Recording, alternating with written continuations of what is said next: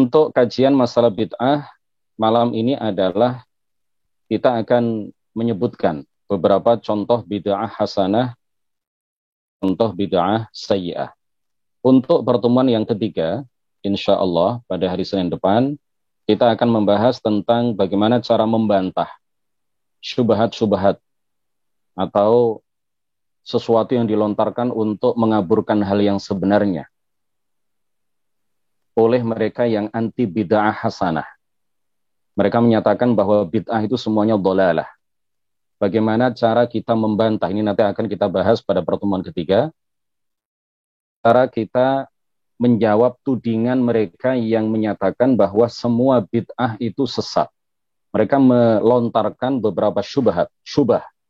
Mereka melontarkan beberapa syubhat yang sangat disayangkan sebagian orang itu kemudian percaya dengan syubhat mereka, percaya dan terpengaruh, teracuni dengan propaganda syubhat yang mereka sampaikan. Tapi ini nanti akan kita sampaikan pada pertemuan ketiga. Pada pertemuan ketiga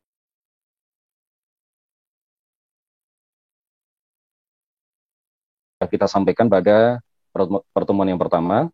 Pertemuan yang kedua ini insya Allah kita akan membahas tentang poin keempat, yaitu beberapa contoh bid'ah hasanah dan beberapa contoh bid'ah sayyi'ah. Nanti file PDF materi yang berupa PowerPoint ini, PDF-nya akan kita share di grup insya Allah. Contoh bid'ah yang pertama adalah sholat sunnah 2 rakaat sebelum seseorang dibunuh.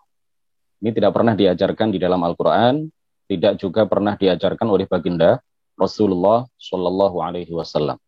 Di hadis manapun Rasulullah tidak pernah memerintahkan kepada para sahabat, jika kalian akan dihukum mati, jika kalian akan dibunuh, maka lakukanlah sholat 2 rakaat.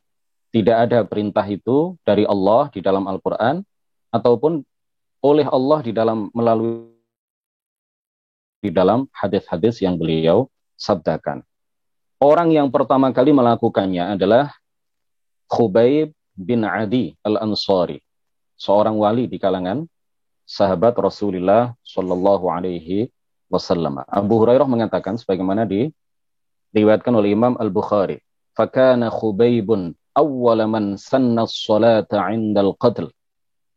Khubayb adalah orang yang pertama kali memulai sholat sunnah ketika akan dibunuh. Hadis riwayat Al-Bukhari di dalam kitab Al-Maghazi.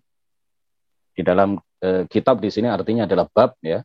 Di kitab Al-Maghazi, di kitab Sahih Al-Bukhari. Kemudian juga apa yang disampaikan oleh beliau ini, ya, apa yang disampaikan oleh Abu Hurairah ini juga diriwayatkan oleh Imam Ibnu Abi Syaibah di dalam kitab Al-Musannaf.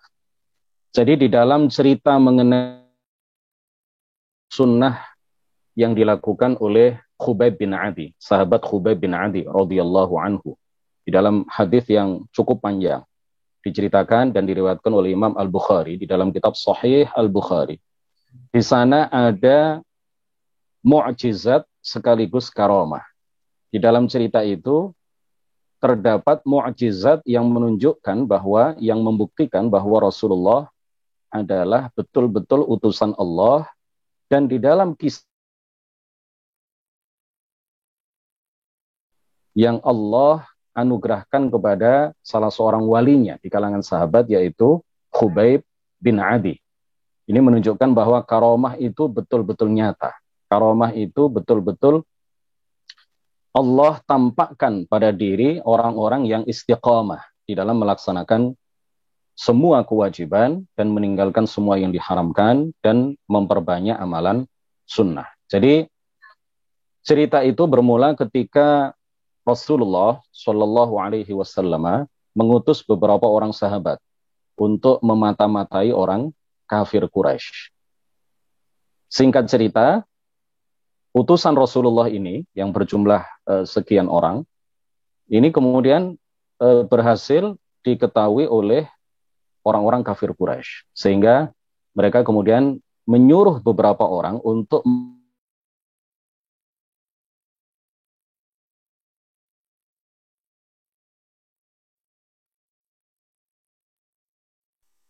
Ada juga Zaid ibnu Ad-Dafinah, salah seorang sahabat Rasulullah Shallallahu Alaihi Wasallam. Dan juga ada beberapa sahabat Nabi yang lain. Ini akhirnya berhasil dikuntit, berhasil diikuti oleh beberapa orang kafir Quraisy. Sehingga pada satu titik, pada satu kesempatan di suatu tempat, mereka berhasil dikepung dan akhirnya banyak di antara mereka yang terbunuh. Orang-orang kafir Quraisy pada waktu itu menawarkan, apakah kalian bersedia akan kami tawan? Ya, mereka bernegosiasi. Ya. Kemudian mata-mata Rasulullah ketika itu yang di dalamnya ada Khubayb bin Adi mengatakan, demi Allah kami tidak akan mau berada di dalam zimmah orang-orang kalian. Akhirnya mereka dibunuh. Sebelum mereka dibunuh, pimpinan mereka mengatakan, Allahumma akhbir anna nabiyyaka. Allahumma akhbir anna nabiyyaka. Ya Allah, beritahulah nabimu tentang kami. Diceritakan di dalam lanjutan hadis ini bahwa Rasulullah ketika itu langsung mengetahui melalui wahyu yang Allah turunkan kepada beliau mengenai keadaan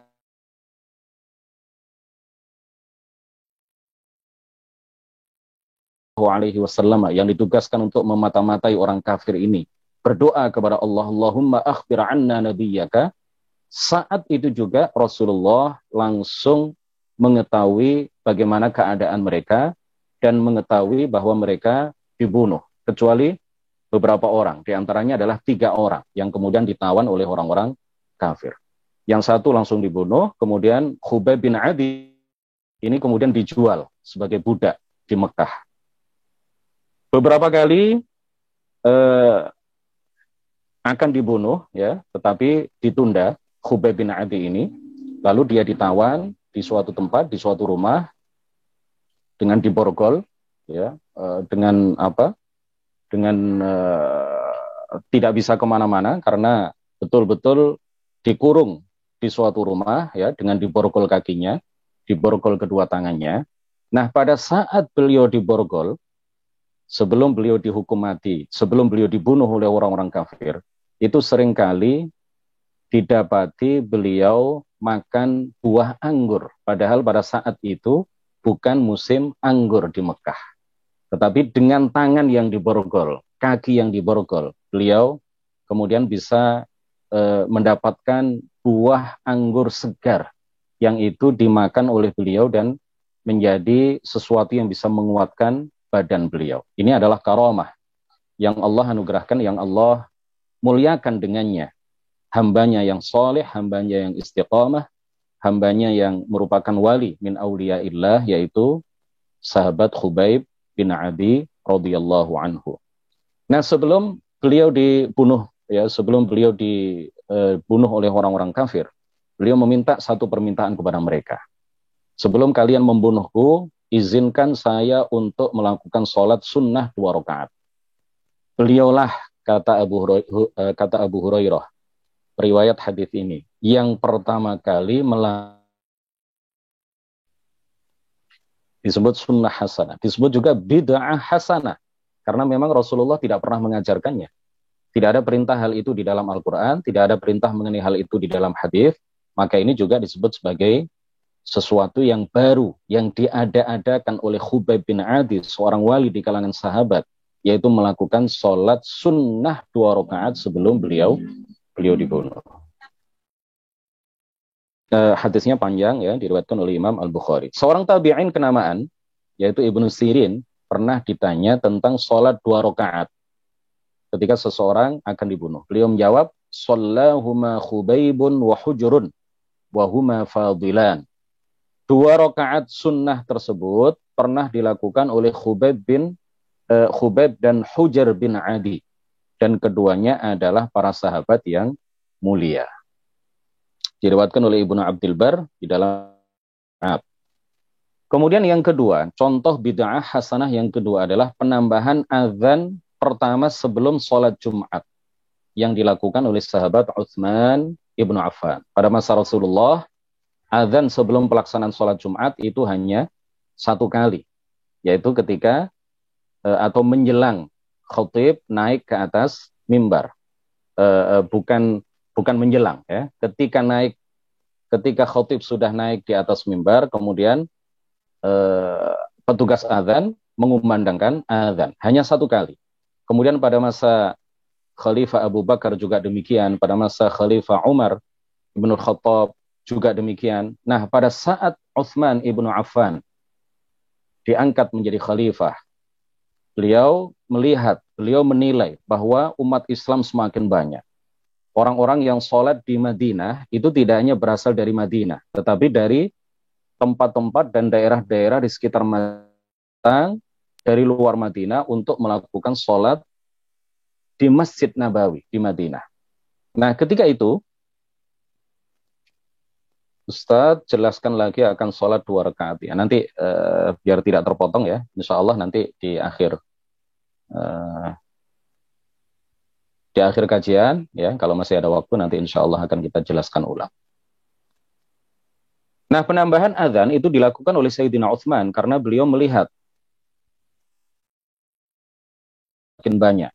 Dan orang-orang Islam yang sholat di Masjid Nabawi itu bukan hanya mereka yang asli penduduk Madinah, tetapi juga pada saat Utsman Ibnu Affan menjabat sebagai khalifah, ada beberapa umat Islam yang datang dari luar Madinah, datang ke Madinah untuk melakukan sholat Jumat, ya, untuk melakukan sholat Jumat. Oleh karena itu, Sayyidina Utsman memulai sebuah bid'ah yang baik, ya, sunnah yang baik, yang tidak pernah diperintahkan oleh Allah dan Rasulnya, tidak pernah dicontohkan oleh baginda Rasulullah, tidak pernah terpikir oleh Sayyidina Abu Bakar, tidak pernah dilakukan oleh Sayyidina Umar.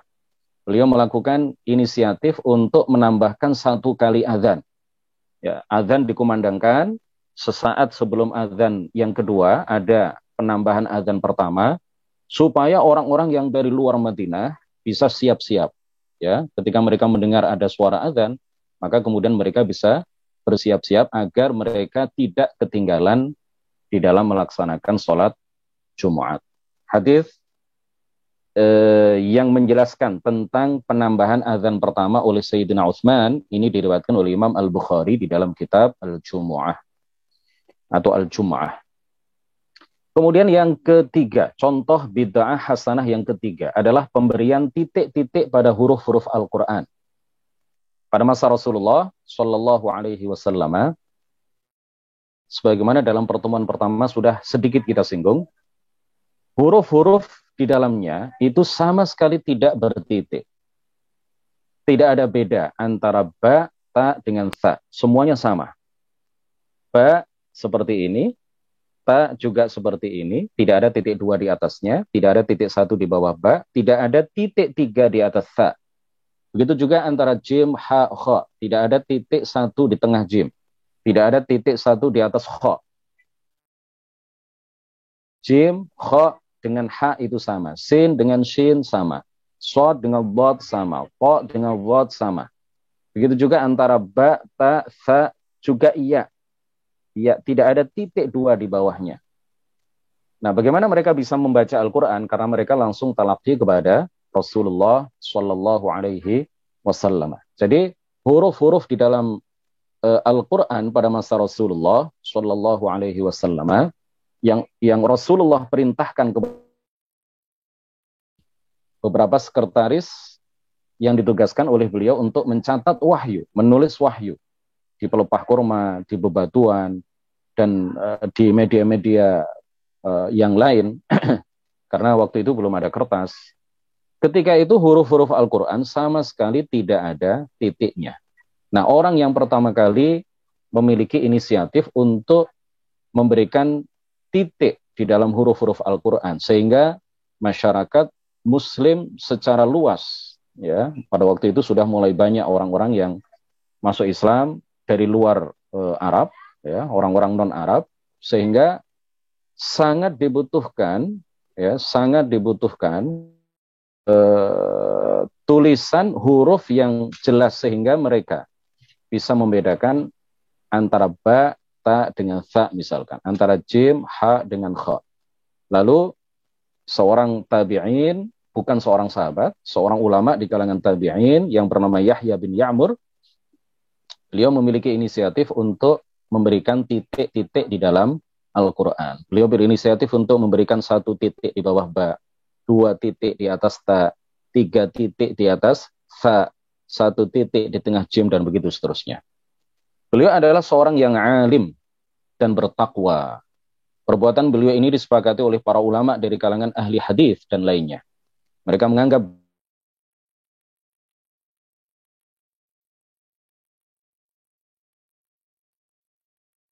pula ketika Utsman ibnu Affan menyalin dan menggandakan mushaf menjadi 5 atau 6 naskah.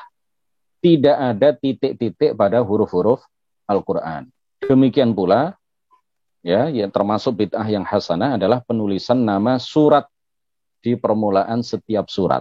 Pada masa Rasulullah nggak ada. Suratul Baqarah tidak ada. Suratul Fatihah tidak ada. Penulisan nama surat di awal masing-masing surat itu tidak pernah dilakukan oleh Rasulullah, tidak pernah diperintahkan oleh Rasulullah, tidak pernah dicontohkan oleh baginda Rasulullah Shallallahu Alaihi Wasallam. Begitu juga pemberian lingkaran di akhir setiap ayat, penulisan juz di setiap permulaan, juga penulisan hizib, ya, nisf pertengahan juz, rubu' setiap 1/4 juz, dalam setiap juz dan semacamnya. Semua itu tidak pernah dilakukan oleh Rasulullah dan para sahabatnya. Begitu juga misalkan kalau sekarang ada mushaf yang ada penomoran halaman. Halaman 1, halaman 2, halaman 3. Apalagi itu ya, itu adalah bid'ah. Tetapi karena itu semuanya adalah memudahkan umat Islam di dalam mengkaji, membaca, mempelajari, mengajarkan Al-Quran, maka itu semuanya adalah bid'ah yang hasanah. Termasuk juga Quran digital, Quran yang ada di HP kita, Quran Android. Itu semuanya tidak pernah ada di masa Rasulullah. Tidak pernah dicontohkan oleh beliau. Tidak pernah dilakukan hal itu oleh para sahabat dan seterusnya. Contoh yang keempat adalah pembuatan mihrab. Contoh yang keempat adalah pembuatan mihrab. Mihrab ini artinya adalah bangunan menjorok ke dalam di masjid di bagian arah kiblat yang digunakan oleh imam ketika mengimami sholat secara berjamaah. Pada masa Rasulullah, Masjid Nabawi tidak ada mihrabnya. Pada masa Al-Khulafa Al-Arba'ah, para khalifah yang keempat, Al-Khulafa Ar-Rashidun yang 4, kemudian pada masa Khalifah Al-Hasan Ibnu Ali, juga tidak.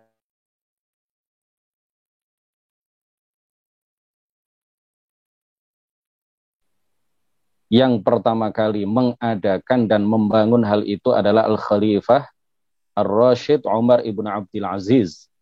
Ya, pada waktu itu beliau berinisiatif untuk membuat mihrab di Masjid Nabawi. Tetapi ketika itu beliau belum menjadi khalifah. Beliau ketika itu masih menjabat sebagai gubernur Madinah pada masa pemerintahan Khalifah Al-Walid Ibn Abdul Malik. Al-Walid Ibn Abdul Malik, salah satu khulafa Bani Umayyah, salah satu khalifah di Bani Umayyah. Nah, ini disebutkan oleh As-Samhudi di dalam kitab Wafa'ul Wafa bi Akhbari Daril Mustafa. Ini jelas adalah sebuah bid'ah yang hasanah. Orang jamaah akan tahu bahwa imamnya berada di tempat yang khusus dibangun untuk imam, yaitu yang disebut sebagai mihrab. Kemudian contoh yang kelima adalah peringatan Maulid Nabi besar Muhammad sallallahu alaihi wasallam. Ini adalah bid'ah hasanah. Juga peringatan-peringatan hari-hari besar Islam yang lain. Peringatan Tahun Baru Islam, peringatan Isra Mi'raj, peringatan Nuzulul Quran, dan juga peringatan Nisfu Sya'ban, misalkan ya, peringatan Hari Ashura yang dilakukan yang sesuai dengan sunnah, bukan yang sesuai dengan apa yang dilakukan oleh orang-orang Syiah. Ya, yang biasa dilakukan oleh orang-orang ahli sunnah, peringatan hari Ashura dengan berpuasa di dalamnya, kemudian mengumpulkan anak-anak yatim, lalu mereka diberi santunan, memperbanyak sedekah, meluaskan belanja bagi keluarganya. Ini semuanya adalah hal-hal yang bid'ah, ya, hal-hal yang bid'ah. Di antaranya, ya, kalau puasa jelas diperintahkan oleh baginda Rasulullah meluaskan belanja untuk meluaskan nafkah belanja untuk keluarga, untuk anak, istri dan orang tua yang fakir, yang ditanggung nafkahnya oleh kita. pada hari Asyura ini juga ada perintahnya langsung di dalam sebuah hadis. Tetapi hal-hal lain, ya, sholat tasbih pada hari Asyura misalkan, atau peringatan, melakukan kajian di mana menjelaskan tentang peristiwa-peristiwa Asyura, hal-hal semacam itu tidak pernah dicontohkan oleh baginda Rasul. Dan kalau itu dilakukan, maka itu adalah bid'ah, tetapi bid'ah yang baik, karena tidak bertentangan dengan Al-Quran dan hadis, bahkan sesuai dengan apa yang digariskan oleh para ulama. Nah, peringatan Maulid Nabi ini termasuk bid'ah hasanah, ini ditegaskan oleh para hufadzul hadis, oleh para ulama besar. Tidak hanya para hufadzul hadis, para mufassirin, para ulama usul fiqih, para ulama fiqih. Banyak di antara mereka yang menyatakan bahwa peringatan Maulid Nabi termasuk bid'ah yang hasanah. Di antaranya ada Al-Hafidh Ibnu Hajar Al-Asqalani, Al-Hafidh As-Suyuti, Al-Hafidh As-Sakhawi, Syekh Ibnu Hajar Al-Haytami, Syekh Muhammad Bakhir Al-Muti'i, Bakhir ya, Al-Muti'i, mufti Mesir pada masanya. Kemudian Syekh Mustafa Najah, mufti Beirut pada masanya. Dan masih banyak lagi yang lain. Ulama-ulama kita, kiai-kiai kita, pendiri NU, ulama-ulama pesantren kita dari masa ke masa. Ya, sampai saat ini tradisi memperingati peringatan Maulid Nabi besar Muhammad sallallahu alaihi wasallam tidak hanya mendarah daging setiap tahun dilakukan di Indonesia, tetapi juga dilakukan di berbagai belahan dunia. Ini menunjukkan bahwa para ulama setuju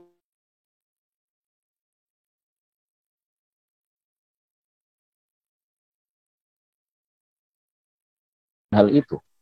Tetapi karena ini adalah sesuatu yang bisa menanamkan kecintaan di hati umat Islam kepada Rasul mereka, yaitu baginda Rasulullah Shallallahu Alaihi Wasallam, dan menggerakkan mereka untuk meneladani uswah hasanah yang dicontohkan oleh baginda Rasulullah Shallallahu Alaihi Wasallam.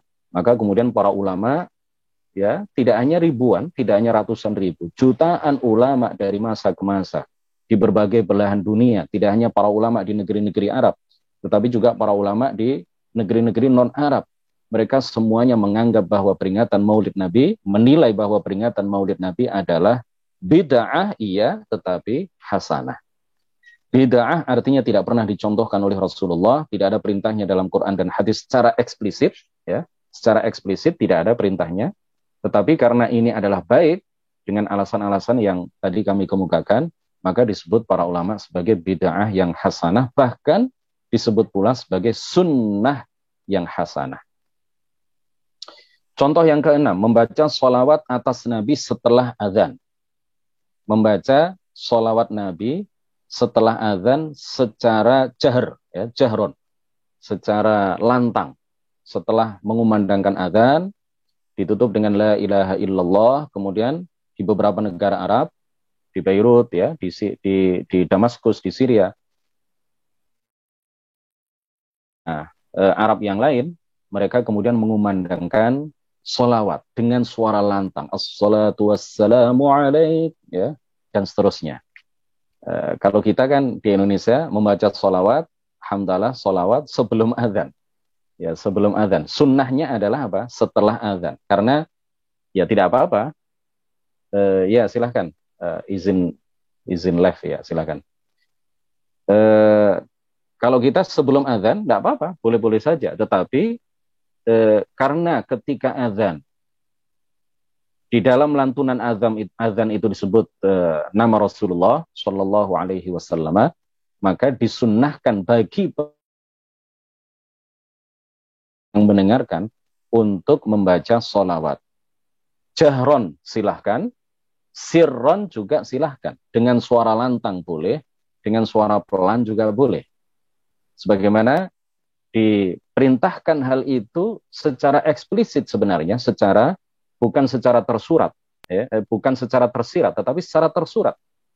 Bukan secara implisit, bahkan secara terang benderang. Rasulullah Shallallahu Alaihi Wasallam di dalam sebuah hadis yang diriwayatkan oleh Imam Muslim, beliau memerintahkan kepada kita, idza sami'tumul muadzina faqulu mithla ma yaqul. Jika kalian mendengar lantunan azan dari seorang muadzin, maka bacalah sebagaimana ia membaca. Tsumma shollu alayya. Kemudian bacalah sholawat kepadaku. Hadisnya sahih riwayat Imam Muslim. Kemudian di dalam hadis lain yang diriwayatkan oleh Imam As-Sakhawi, juga diriwayatkan oleh Abu Ya'la, Rasulullah Shallallahu Alaihi Wasallam bersabda, "Man dzakaroni falyusalli alayya." Barang siapa yang menyebut namaku, maka hendaklah dia bersolawat kepadaku. Nah, dua hadis ini bisa kita pedomani untuk menyatakan bahwa membaca solawat dengan suara lantang setelah azan, baik bagi muadzin maupun bagi orang yang mendengar lantunan azan itu, hukumnya adalah sunnah, ya. Dan ini sebenarnya adalah tidak pernah mencontohkan dengan suara lantang, ya, dengan suara lantang. Makanya kemudian orang Wahabi keras mengingkari hal itu. Orang Wahabi mengatakan kalau dengan suara lirih, iya, itu adalah sunnah yang diajarkan oleh baginda Rasulullah, kata orang Wahabi. Tetapi kalau dengan suara lantang, maka itu adalah bid'ah dhalalah. Itu adalah bid'ah dhalalah. Itu adalah bid'ah yang sesat. Bahkan sebagian dari orang Wahabi mengatakan orang yang membaca sholawat setelah azan dengan suara lantang itu sama dengan menikahi ibunya sendiri. Na'udzubillah. Dosa besar, kata mereka. Membaca sholawat dengan suara lantang setelah azan, kata orang Wahabi, ini dosa besar, mengantarkan seseorang ke neraka, hukumnya sama dengan menikah dengan ibunya sendiri.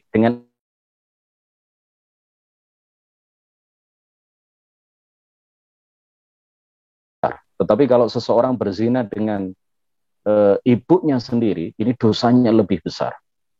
Na'udzubillahi min dzalik. Nah, Rasulullah di dalam hadis yang diriwayatkan oleh Imam Muslim tadi mengatakan, "Tsumma shollu alayya." Kemudian membacalah kalian sholawat kepadaku. "Idza sami'tumul muadzina faqulu mithla ma yaqul, tsumma shollu alayya." Rasulullah tidak menyuruh kita untuk tsumma shollu alayya sirran. Enggak ada perintah sirran. Rasulullah juga tidak menyatakan tsumma shollu alayya, tetapi jangan kalian lantangkan suara kalian.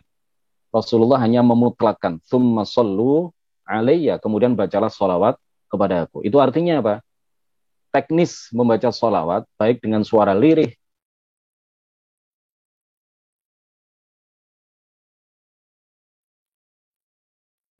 wasallamah.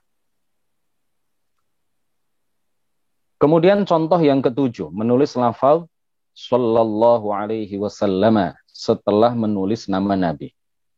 Ya, ini adalah bid'ah yang hasanah, tidak pernah dicontohkan oleh baginda Rasulullah sallallahu alaihi wasallam.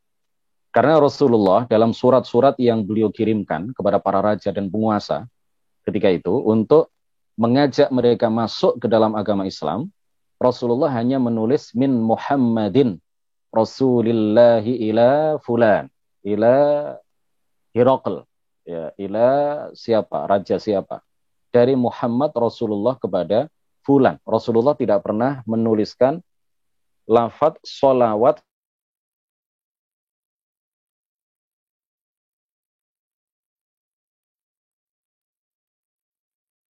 ke dalam agama Islam. Oleh karena itu, penulisan sallallahu alaihi wasallam ketika kita menulis nama Nabi Muhammad, lalu kita iringi dengan lafal atau tulisan sholawat, maka ini adalah bid'ah, tetapi ini disebut sebagai bid'ah yang baik, bid'ah yang hasanah.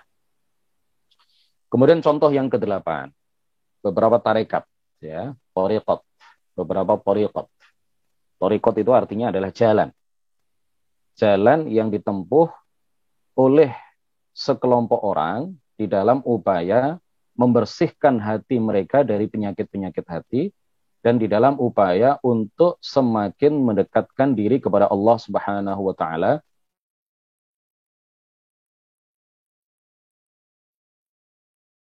Bid'ah.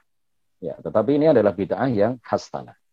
Di antaranya adalah thariqat rifa'iyah yang selalu kita baca Al-Fatihah dan kita hadiahkan untuk beliau sebelum kajian. Yang merintis dan mendirikan thariqat rifa'iyah. Kemudian ada thariqat qadiriyah yang dirintis oleh Syekh Abdul Qadir Al-Jailani atau Al-Jilani atau Al-Kailani. Kemudian dia Alawiyah dan masih banyak lagi yang lain. Ini semuanya adalah bid'ah, tetapi bid'ah yang hasanah. Kemudian akan kita sebutkan beberapa contoh bid'ah yang sayyi'ah, ya, bid'ah yang buruk. Bid'ah yang buruk ini yang akan kami contohkan, ini sebagian diantaranya adalah kufur. Sebagian diantaranya adalah menyebabkan dari agama Islam. Sebagian diantaranya haram hukumnya, dan sebagian diantaranya hanya makruh. Ya. Tetapi ini disebut sebagai bid'ah yang sayyi'ah, bid'ah yang buruk. Tidak pernah dicontohkan oleh baginda Rasulullah Shallallahu Alaihi Wasallam, dan itu buruk, ya, buruk, tidak sejalan dengan apa yang diajarkan oleh Rasulullah dan para sahabat. Yang pertama adalah bid'atul qadariyah. Qadariyah ini adalah kelompok yang meyakini bahwa Allah tidak menakdirkan perbuatan hamba. Mereka meyakini bahwa perbuatan hamba yang disengaja, perbuatan hamba yang ada unsur usaha dan kehendak di dalamnya, ini bukanlah takdir Allah, bukanlah ciptaan Allah Subhanahu wa ta'ala, tetapi yang menciptakannya adalah hamba itu sendiri. Kemudian sebagian dari mereka, sebagian dari Qadariyah ini, mereka juga meyakini dan menyebarluaskan ajaran bahwa Allah tidak menciptakan keburukan. Allah hanya menciptakan kebaikan. Nah, kalau seperti ini berarti iblis itu bisa mengalahkan Allah Subhanahu wa ta'ala. Orang yang tidak sholat itu berarti bisa mengalahkan kehendak Allah Subhanahu wa ta'ala. Orang yang mencuri, orang yang berzina, itu berarti mereka menghendaki dan menakdirkan mereka, ya. Allah menghendaki kebaikan untuk mereka, tetapi mereka berhasil melawan kehendak Allah itu, dan akhirnya mereka menciptakan pada diri mereka dan melakukan keburukan. Ya, ini artinya banyak orang, banyak makhluk yang bisa mengalahkan Allah Subhanahu wa ta'ala. Wal'iyadzubillah. Menciptakan kebaikan dan menghendaki kebaikan, sedangkan keburukan yang menciptakannya dan menghendakinya adalah hamba. Mereka juga meyakini bahwa pelaku dosa besar bukan mukmin, juga bukan kafir, melainkan ada pada posisi di antara dua posisi, manzilah bainal manzilatain. Ya, posisinya adalah antara mukmin dan kafir. Mereka juga mengingkari syafaat Nabi. Nabi tidak memberikan syafaat. Orang yang pertama kali mengingkari qadar, seorang tokoh pada waktu itu yang bernama Ma'bad al-Juhani di Basrah. Basrah itu salah satu kota di Irak. Seperti yang diriwayatkan oleh Imam Muslim di dalam kitab Sahih Muslim dari Yahya bin Ya'mur. Mu'tazilah itu meyakini hal yang sama dengan apa yang diyakini oleh Qadariyah. HTI atau HT, mereka juga mempropagandakan salah satu ajaran menghidupkan kembali perbuatan-perbuatan yang ikhtiariyah, perbuatan yang tidak ada unsur kehendak, perbuatan yang ada unsur kehendak di dalamnya. Ini kata orang HT, sama persis dengan Qadariyah, sama persis dengan Mu'tazilah, adalah ciptaan hamba itu sendiri, yang menciptakannya bukan Allah Subhanahu wa ta'ala. Yang kedua adalah bid'ah Jahmiyah. Mereka juga dikenal dengan Jabriyah. Pengikut Jaham bin Safwan yang meyakini bahwa seorang hamba itu majbur, tidak memiliki kehendak sama sekali. Ketika melakukan perbuatannya, hamba bagaikan bulu atau bagaikan kapas yang ditiup angin ke sana kemari, tidak punya kehendak sama sekali, tidak punya ikhtiar sama sekali, tidak bisa mengupayakan untuk melakukan sesuatu sama sekali. Dia adalah majbur, ya, di dalam melakukan apapun dia terpaksa, dia dipaksa, ya.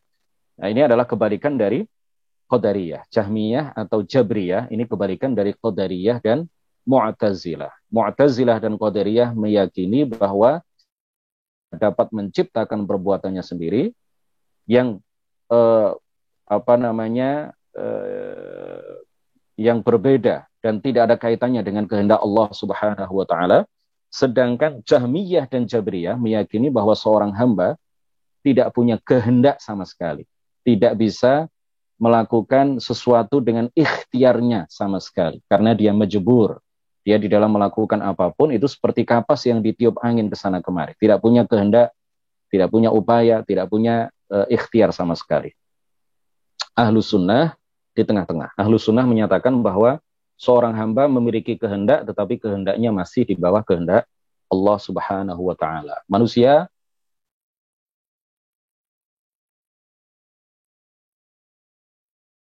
apapun yang dikehendaki seorang hamba, jika Allah tidak berkehendak, maka tidak akan terlaksana.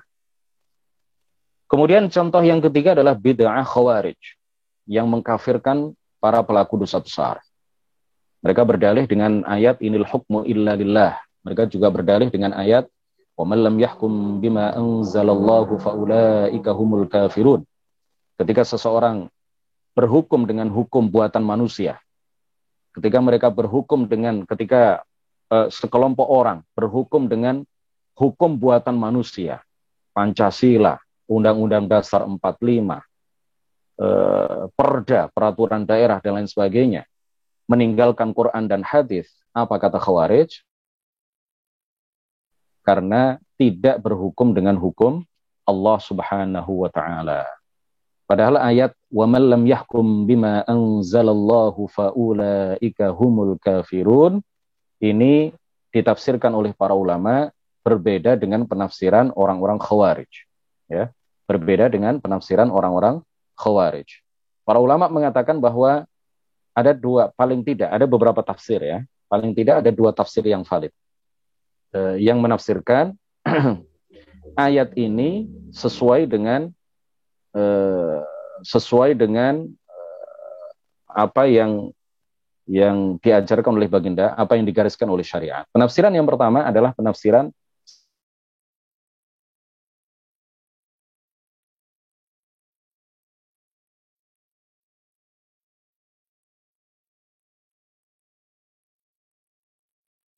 apa yang tidak berhukum dengan hukum yang Allah turunkan kepadanya, maka dia hukumnya adalah kafir. Apa kata Ibnu Abbas di dalam menafsirkan ayat ini? Ai kufrun duna kufrin, laisa bil kufri alladhi tadhhabuna ilaihi al-mukhrij minal millah, walakin kufrun duna kufrin. Kekufuran di bawah kekufuran. Artinya apa? Dosa besar.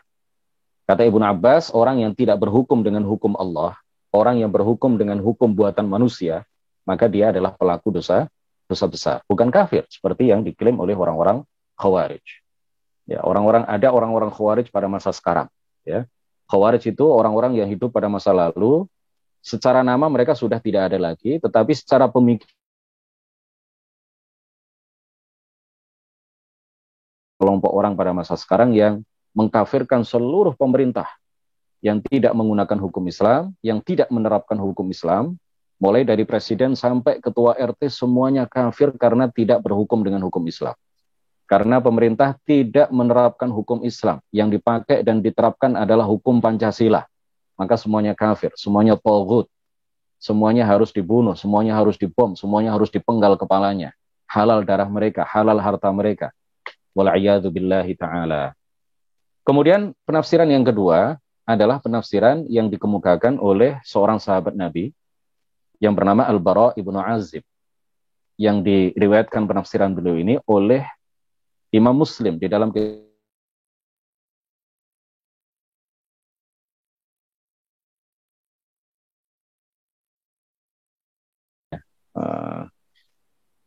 sekarang sudah jelas, ya. Baik, kita lanjutkan. Penafsiran yang kedua adalah penafsiran yang dikemukakan oleh Al-Bara ibnu Azib. Hilang-hilang suaranya. Ya, ini mungkin sinyal, ya. Mungkin sinyal ini. Ya, kita tunggu sekian detik. Baik, kita lanjutkan. Mudah-mudahan sinyalnya sudah bagus ini, ya. Beliau mengatakan bahwa ketiga ayat di dalam surat Al-Maidah, wa man lam yahkum bima anzalallahu faulaika humul kafirun, Wa man lam yahkum bima anzalallahu fa ulaika humul fasiqun. Wa man lam yahkum bima anzalallahu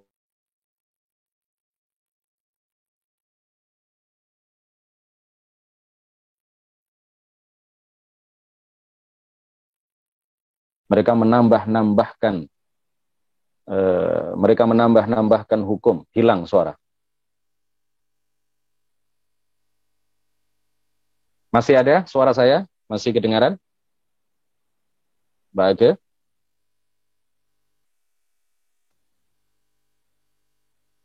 Ada, Ustaz. Baik. Lanjut ya. Hilang muncul berarti ya. Iya, ini maklum lah di kampung ini. Di kampung. Mudah-mudahan nanti bisa ada sinyal yang kuat. Ya, oke. Lanjut, itu biasa, kata Abu Fatihah. Suaranya datang dan pergi ya. Baik, kita lanjutkan. Tinggal sedikit. Ketiga ayat itu berdasarkan penafsiran sahabat Al-Bara ibnu Azib, ketiganya turun berkaitan dengan orang-orang Yahudi ketika itu yang tidak berhukum dengan kitab Taurat yang asli. Karena ketiga ayat itu turun berkaitan dengan orang-orang Yahudi ketika itu, maka tidak bisa dan tidak boleh diterapkan untuk orang-orang Islam. Karena ayatnya memang turun untuk mereka, bukan turun untuk kita. Maka jangan diterapkan untuk kita, untuk umat Islam. Oke, yang keempat.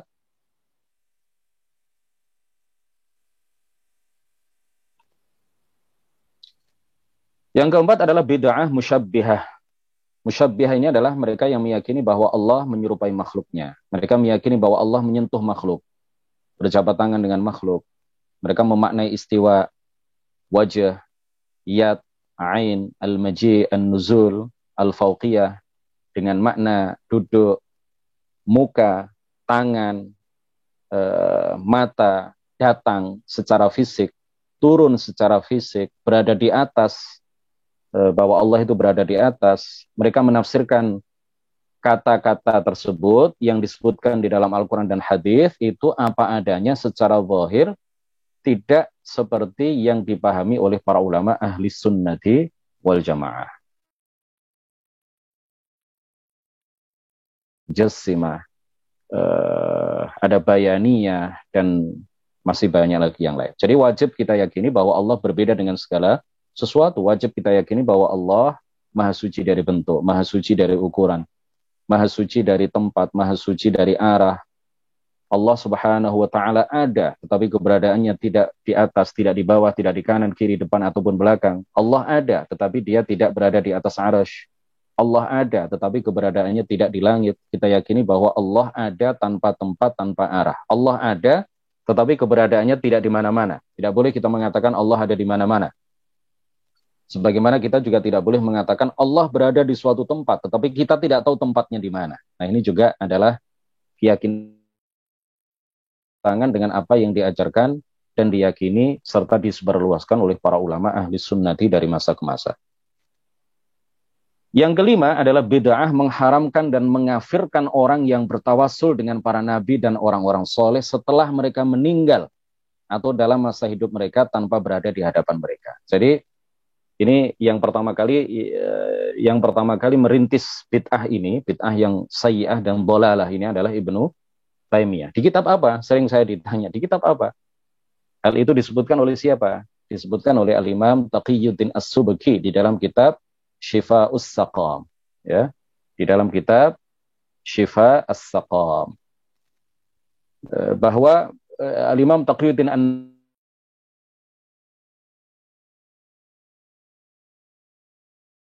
mengharamkan dan mengafirkan pelaku tawassul adalah Ibnu Taimiyah.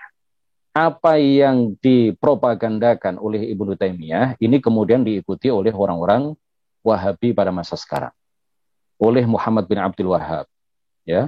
Kata orang Wahabi, tawassul yang boleh itu hanya dengan al-asma, dengan asma Allah dan sifat-sifatnya. Kemudian juga boleh, kata mereka, tawassul dengan amal soleh. Kata mereka boleh tawassul dengan orang soleh ketika dia masih hidup di hadapannya, itu boleh. Kata mereka boleh, kata kita juga boleh. Yang tidak boleh kata mereka adalah tawasul dengan orang soleh yang masih hidup tetapi tidak berada di hadapan orang yang bertawasul. Atau bertawasul dengan orang soleh, bertawasul dengan wasilah orang soleh ketika dia sudah meninggal dunia. Apa kata orang Wahabi? Apa kata Ibnu Taimiyah? Kafir. Orang yang bertawasul dengan wasilah orang soleh tetapi tidak berada di hadapannya. Atau bertawasul dengan wasilah orang soleh setelah kematiannya, setelah beliau wafat.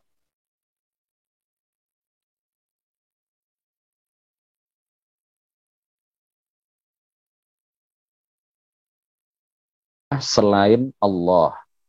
Kata orang Wahabi, ini sama dengan beribadah kepada selain Allah, beribadah kepada orang yang dijadikan wasilah. Na'udzubillah. Ini adalah bid'ah yang sangat dolalah, ya. Ini adalah bid'ah yang sangat sesat dan sudah dibantah oleh jutaan para ulama di seluruh dunia dari masa ke masa di berbagai penjuru dunia.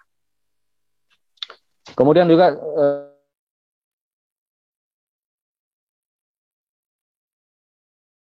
ada tauhid rububiyah, uluhiyah, asma' sifat. Bahkan di beberapa buku LKS sekarang ditambah dengan tauhid rahmaniyah, tauhid mulkiyah. Wah, ini apa-apaan ini, ya? Apa-apaan ini?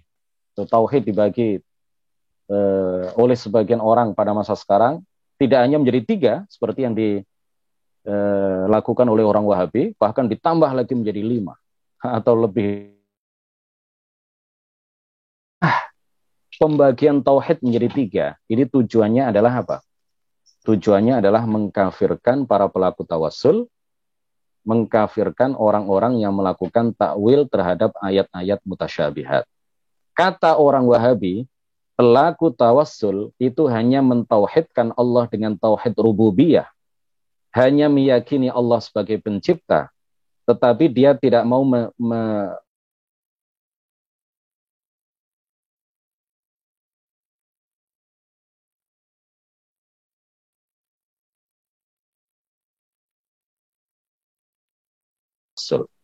Nah, ini berarti apa? Kata mereka, orang yang bertawassul itu hanya mentauhidkan Allah secara rububiyah, tetapi tidak mentauhidkan Allah secara uluhiyah. Disamakan dengan orang-orang yang menyembah berhala.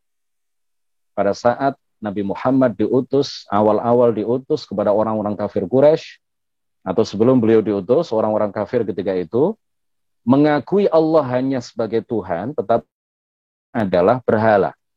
Orang yang bertawassul itu disamakan dengan mereka. Na'udzubillah wal'iyadzubillahi ta'ala.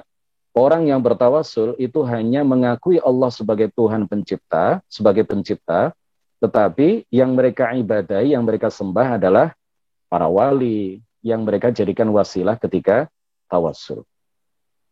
Tujuannya adalah itu sebenarnya. Makanya kemudian ditolak secara keras oleh para ulama.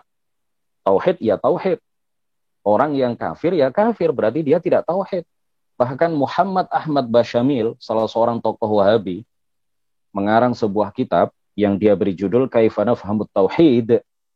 Di dalam kitab ini, dia mengatakan Abu Lahab dan Abu Jahal lebih murni tauhidnya dibandingkan dengan orang-orang yang melakukan tawassul. Wal'iyadzubillahi ta'ala.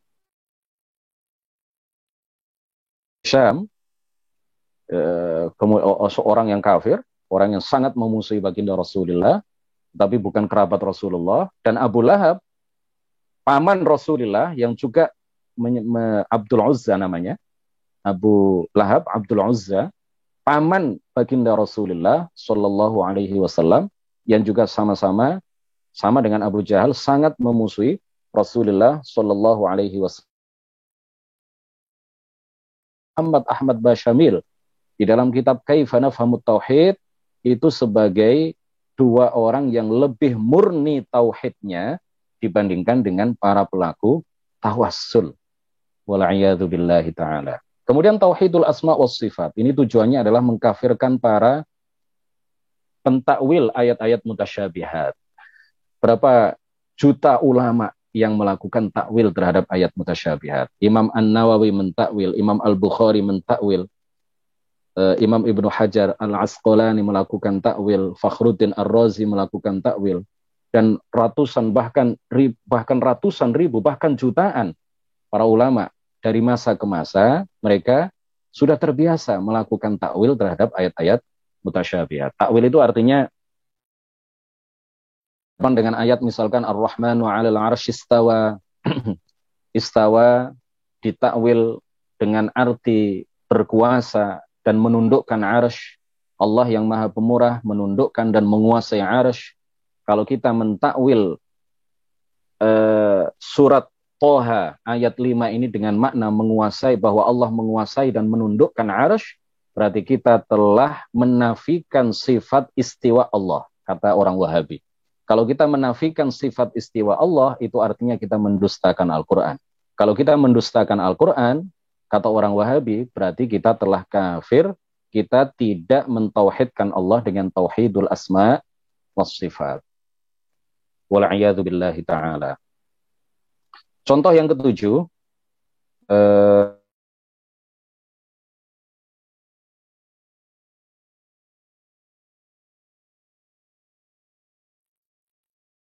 dengan keyakinan. Ada bid'ah-bid'ah yang kaitannya dengan amaliyah, dengan perbuatan yang buruk, yang sayyi'ah. Seperti apa? Menyingkat sholawat dengan shod, atau dengan shol'am, atau dengan SAW. Itu adalah bid'ah. Menulis nama Muhammad kemudian diiringi dengan SAW. Ini adalah bid'ah amaliyah sayyi'ah. Ya, meskipun tidak kufur, tidak menjadikan seseorang murtad, tidak menjatuhkan seseorang ke hukum haram, tetapi ini adalah sesuatu yang buruk, hukumnya makruh. Ya.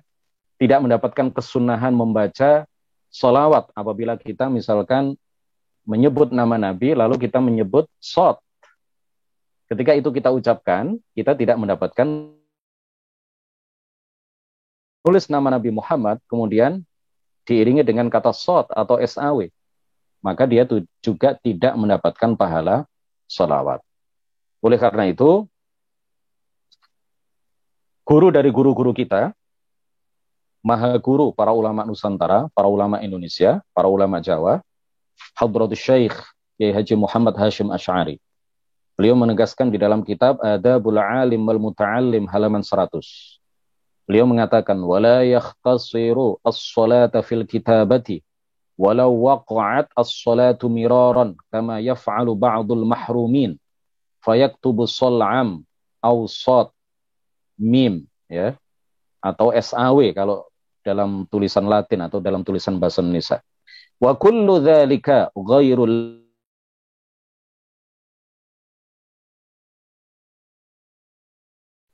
Ya, beliau menyebutkan beberapa adab, ya, seorang pembelajar ilmu agama, seorang santri.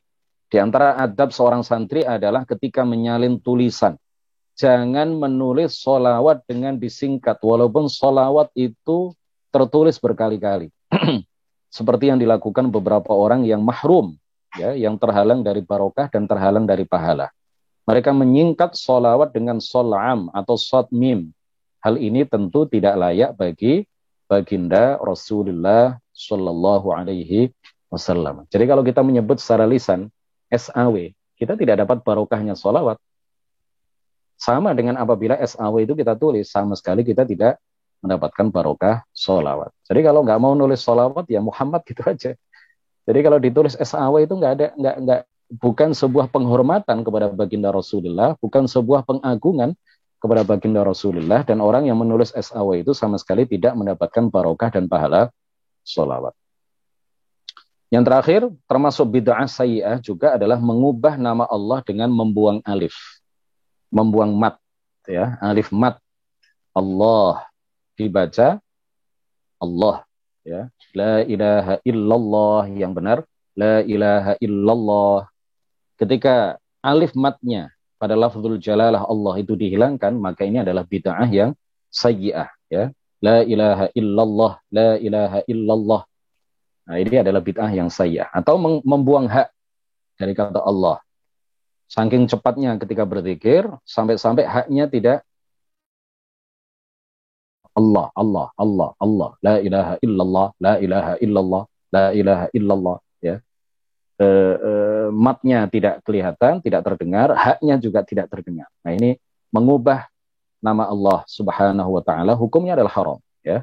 Hukumnya adalah haram. Demikian kajian singkat kita pada pertemuan yang kedua ini. Insya Allah kita lanjutkan hari Senin depan. Jika ada pertanyaan silahkan. Kalau ada ya, kalau tidak ada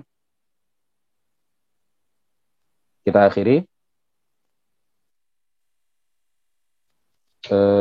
Ada yang tanya nih ya. Dulu ketika sekolah kami diajari 3 pembagian tauhid. Yaqulus sa'il. Jadi yang betul tauhid itu pemahamannya bagaimana? Karena sampai sekarang masih beredar pelajaran 3 pembagian tauhid tersebut. Mohon diluruskan. Sudah sebenarnya ya. Saya beberapa waktu yang lalu masuk tim penulis Kementerian Agama Pusat ya, bersama Ustadz Khairul Ansori juga. Kebetulan tugas kami adalah menulis dan mengoreksi buku pembelajaran ilmu kalam di Manpeka. Saya kebetulan menulis yang bahasa Arab, ya, tetapi juga berdiskusi bersama para tim penulis yang lain yang bertugas menulis buku akidah akhlak. Alhamdulillah banyak sekali perubahan pada kurikulum 2021 ini. 2020, ya, 2020 setahun yang lalu. Sudah setahun yang lalu ini sudah ada perubahan, alhamdulillah. Jadi tidak ada lagi di buku kurikulum yang resmi dari Kemenak pembagian tauhid menjadi 3, sudah nggak ada lagi.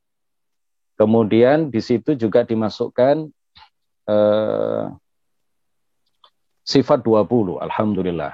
Kami alhamdulillah ya, saya dan teman-teman ya, bukan hanya hasil kerja saya ya, ini adalah kerja tim. Kita memasukkan pembagian tauhid menjadi 3 ini kita hilangkan. Kemudian kita masukkan penjelasan tentang sifat 13 atau sifat 20, wujud, kitam, bakok, dan seterusnya. Kemudian pada kurikulum sebelumnya, pembaharu Islam itu disebutkan adalah Ibnu Taimiyah, Muhammad bin Abdul Wahab. Ya, ini tokoh-tokoh Islam yang kemudian disebut sebagai pembaharu. Ini juga alhamdulillah sudah berhasil kita hilangkan. Sudah berhasil kita singkirkan nama-nama orang Wahabi, tokoh-tokoh Wahabi, Ibnu Taimiyah, Ibnu Qayyim al-Jauziyah, ini sudah tidak ada lagi, baik di dalam buku-buku akidah akhlak maupun buku-buku ilmu kalam. Tetapi di SKI masih disebutkan, karena saya bukan tim penulis SKI. Di buku pelajaran sejarah kebudayaan Islam,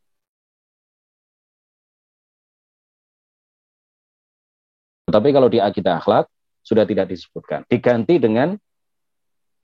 dengan tokoh-tokoh menjelaskan tentang biografi dari tokoh-tokoh ahli sunnah. Di antaranya adalah Kiai Hasyim Asy'ari. Kita sebutkan itu ya, Kiai Haji Hasyim Asy'ari. Kemudian Syekh Zainuddin Abdul Majid ya. Kemudian Syekh Ihsan Jampes. Tokoh Nusantara, tokoh-tokoh Indonesia yang ahli sunnati wal jamaah. Alhamdulillah sudah banyak perubahan. Bertahun-tahun, ya, puluhan tahun sejak Menteri Agama yang kesekian sampai beberapa tahun yang lalu di buku-buku akidah akhlak, di buku-buku ilmu kalam yang diajarkan di madrasah aliyah, di madrasah secara umum, itu bertahun-tahun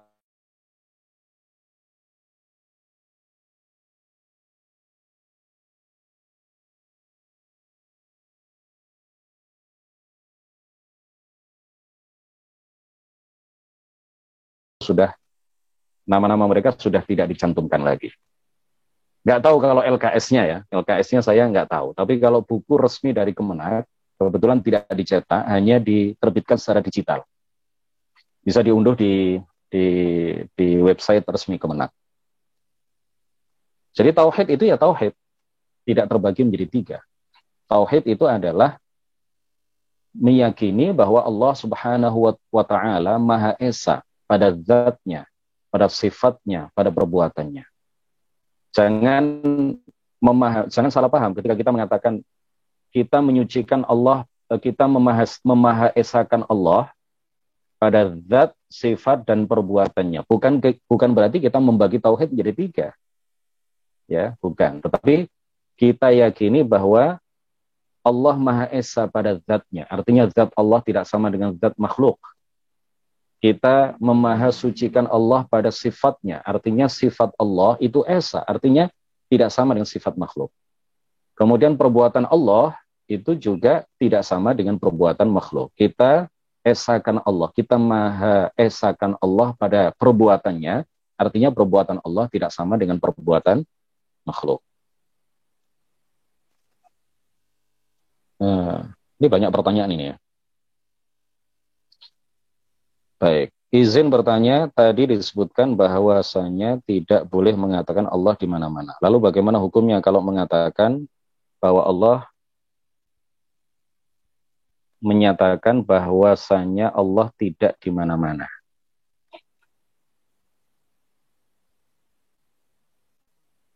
Ya, kalau menyatakan bahwa Allah tidak di mana-mana, benar, Allah ada tanpa tempat dan Allah tidak berada di mana-mana. Itu sudah benar. Mungkin yang ditanyakan bagaimana hukum mengatakan bahwa Allah ada di mana-mana. Mungkin ya. Mungkin pertanyaannya seperti itu. Kalau pertanyaannya seperti itu, tergantung pemahamannya. Kalau yang dia pahami bahwa zat Allah itu berada di mana-mana, ada di tempat kotor, ada di tempat najis, ya kafir, keluar dari agama Islam karena mendustakan ayat laisa kamitslihi syai'. Tetapi kadang ada orang yang mengatakan secara lisan bahwa Allah ada di mana-mana, tetapi yang dia pahami dari perkataan itu bahwa Allah Maha mengetahui segala sesuatu. Ini banyak beredar di masyarakat. Jadi ketika mereka mengatakan Allah ada di mana-mana, yang mereka pahami dari perkataan itu bahwa Allah pengetahuannya ada di mana-mana. Allah Maha mengetahui segala sesuatu. Kalau yang mereka pahami dari perkataan yang mereka ucapkan secara lisan adalah seperti itu, maka mereka tidak kafir. Tetapi perkataan Allah ada di mana-mana, ini tidak boleh kita ucapkan. Ya, secara makna salah. Tetapi kalau seseorang tidak memahami makna yang sebenarnya, kemudian memahami dari perkataan itu bahwa Allah pengetahuannya ada di mana-mana, Maha mengetahui segala sesuatu, maka dia tidak keluar dari agama Islam.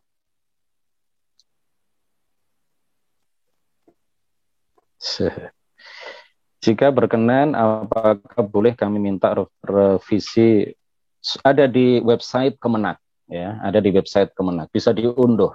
Kitabnya disebarluaskan secara digital, bisa langsung diunduh.